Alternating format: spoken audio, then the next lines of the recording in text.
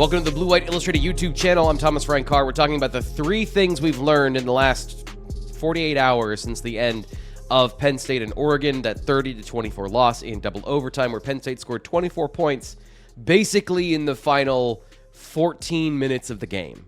Most of their points in the last 14 minutes of the game, at least.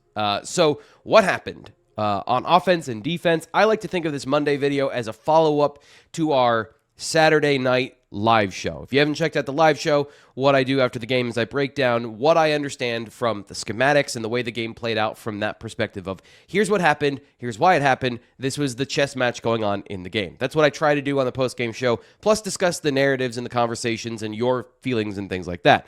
But there were some things on offense we just didn't know, and it was hard to see on film live as we're doing it. And we know them now. So we're going to go through 3 things, 2 on offense and then 1 on defense that are things we've learned, but also kind of cementing some concepts and conversations here about Penn State football.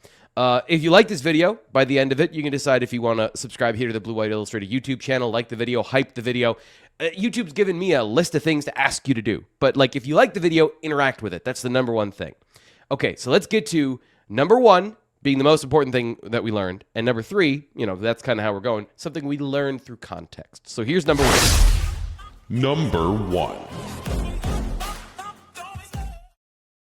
Penn State's up-tempo plays are not working. This is something that if we want to give you the quick history of it, last year during the Big Ten championship game, Penn State debuted this idea of what they were going to do was they were going to run up-tempo, which means if they get a big play or they get a good gain on first down or convert a first down somewhere in a drive, they're going to go hurry up and they'll play the next play very fast.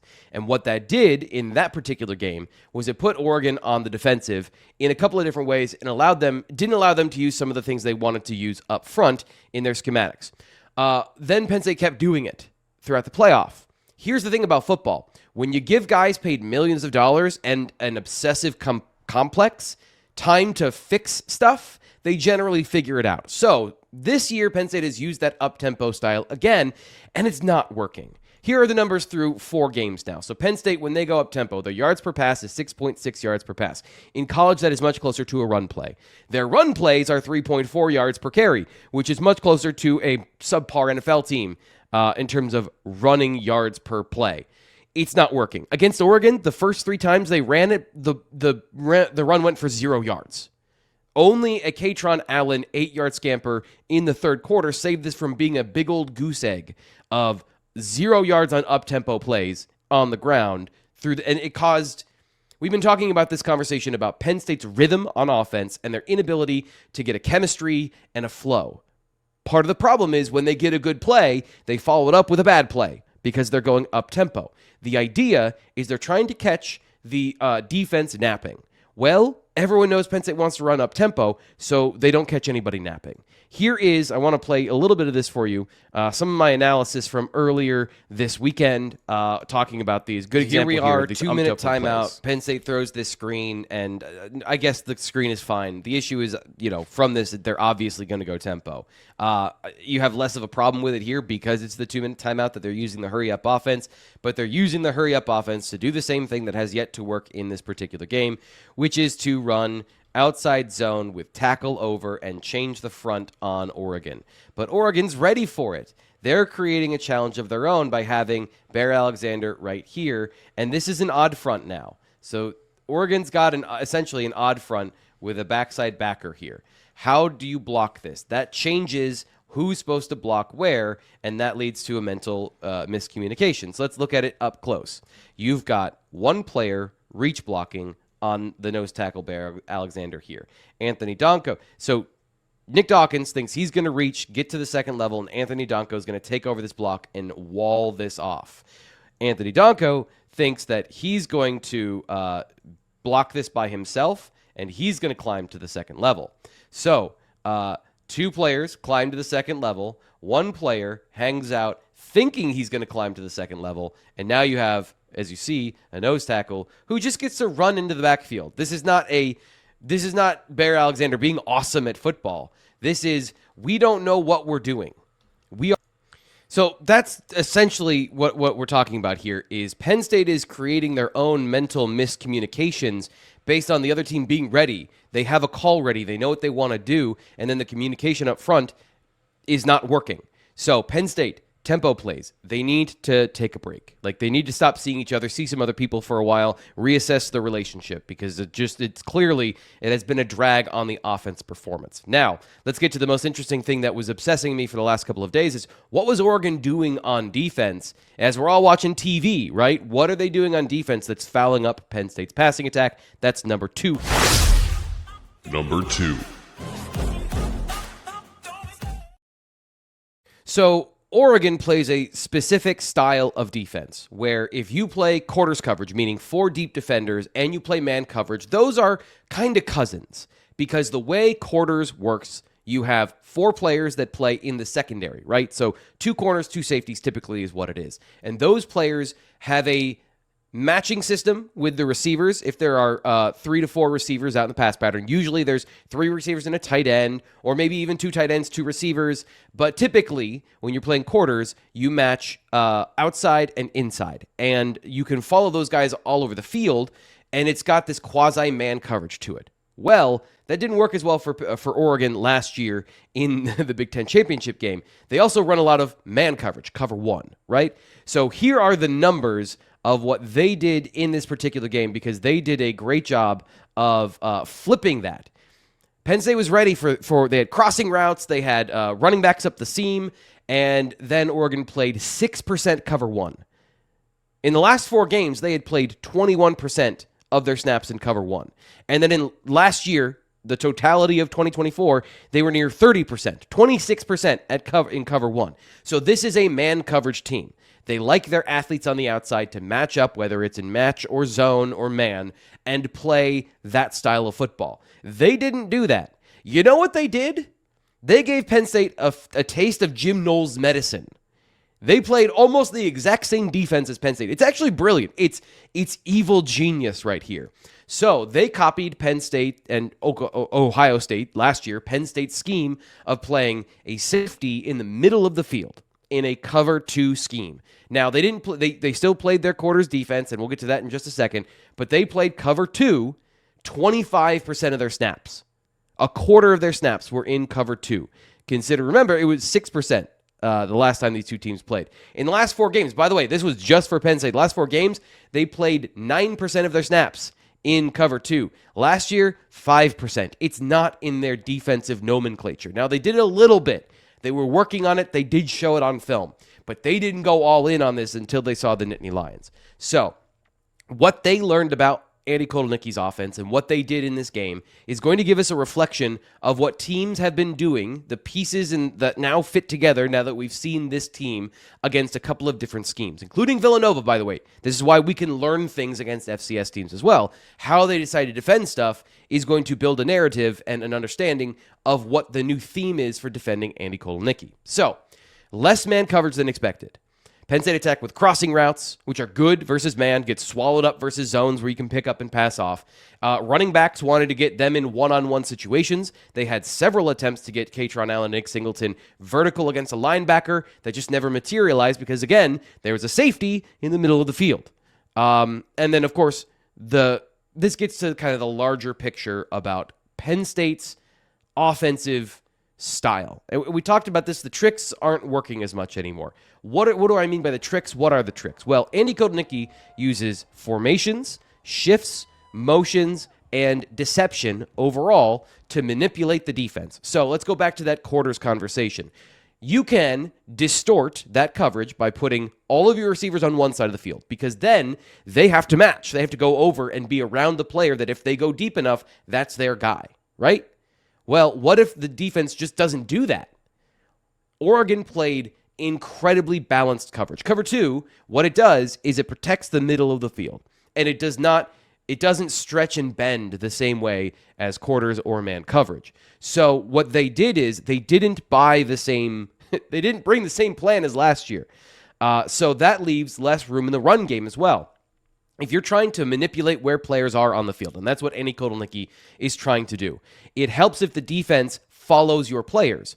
But if you go back and watch that game, whenever there's a motion, yeah, they'll bump and they'll shift a little bit on the defensive side, but they don't match up, they don't move, they don't go where Andy Kotelnicki wanted them to go. So now you have players in better angles and positions for run fits. Beyond the fact that Oregon's defensive line was more than enough to contend with Penn State's offensive line, and all the things we just talked about with the tempo plays, fouling up Penn State's run blocking to begin with, it didn't help that Penn State's the way that they tried to move players around and give their offensive linemen an advantage through angles, that did not materialize in this game. And then in the passing game, if you're counting on players not being in certain places, the final interception, James Franklin talked about this in his press conference today, where a lot of times the reason they run that play to the short side of the field, it's a flood concept where they're running multiple players through the same zone. And if you're playing a balanced formation or you're playing a certain perspective, there's room there. But Penn State has run these tricks enough that when they see that formation and they know that play is coming, they can just flood where the routes are going instead of being manipulated into something else. So the fixes, we'll talk about that later this week. We'll get into more of like what the offense can do and some of the things that should have happened in this game or that can happen going forward based on what we've learned to really dive into how to fix this. But here's the problem. Or Villanova, going back to Villanova. Villanova did the same thing. They just did it with extra defenders. So they dropped an extra player into coverage and then swarmed all the areas and zones and allowed themselves to not be bent out of shape by Andy Kotelnicki's formations and motions. There has to be an adaptation here. The offense has to find a way to evolve because they don't have a focal player to draw attention into those formations and those shifts. There's no Tyler Warren. And it's not necessarily they're missing Tyler Warren, the talent, and they are. I don't want to take that away. But it's the gravity of, okay, that's the guy we have to pin our attention to. By trying to get everybody involved, nobody's the main threat. So no defense is going to skew to one player more than another. And again, we'll talk about more of that later this week. So that's the offensive game plan and breakdown. Oregon came with a surprise, and it worked, and Penn State didn't have an adjustment in the game to really get their passing game going specifically. They did get their run game going in the second half. Okay, let's talk about the defense, because I thought they did a great job, but there's one area that was very clear to everybody, and after reviewing the film, I understand the theme now of what was going on. So here's number 3. Number 3. If this were 10 years ago, Penn State and Jim Knowles would have put on an all-time performance because they forced so many fourth downs. They forced so many 4th and 1s that would have been a punt, in 2015. But it's not anymore. Teams are more aggressive. They're willing to go for it on 4th down, especially if you're Oregon and you have a big, strong, physical offensive line and you feel like you can mash for 1 yard, right?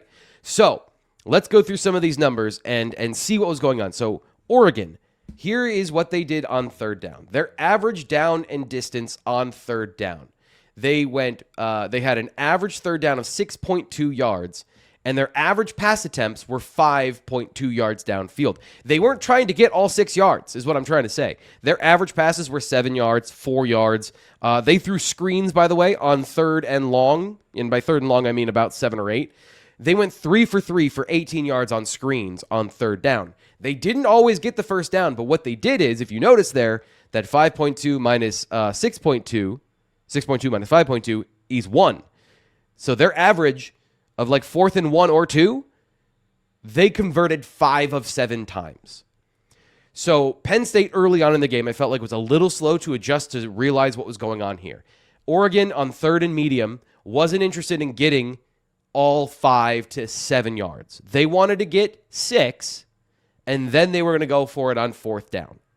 And they converted. So when James Franklin is talking about, and there's a whole number of things that go into this. James Franklin is focusing on 1st down, which the getting too many yards on 1st down, that's obviously going to set you up in a 3rd and short eventually, unless you get a negative play. But these 3rd down plays, I think defensive coordinators, and I'm not saying specifically Jim Knowles here, generally, defensive coordinators have to rethink 3rd down because it's not the final down in football. It has been forever, right? It has been forever. If you can stop 3rd down, you get off the field. But now, because we understand that 4th and short probably has better than a coin flip chance of you converting, more coaches are willing to take that information and then beat you with their fullback. So I don't know if this is a season-long trend here. I don't know if this is something Penn State's going to have to be a part of their conversation and how they change third down defense. I genuinely don't know about that for the rest of the year. I don't know that they're going to face another team like Oregon with the speed that they have on offense, other than obviously Ohio State. So we're going to keep an eye on this because the Penn State defense did so many things so well, but it felt like they were just like one step behind, right? Part of it was this third down conversation where they just kept getting on the field, and finally they would get a third down stop, and it would be a 4th and too long to go for it, and there would be a punt.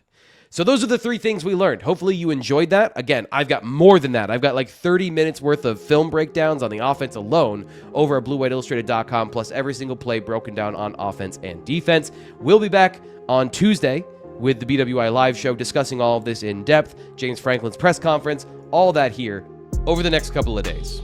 We'll talk to you then.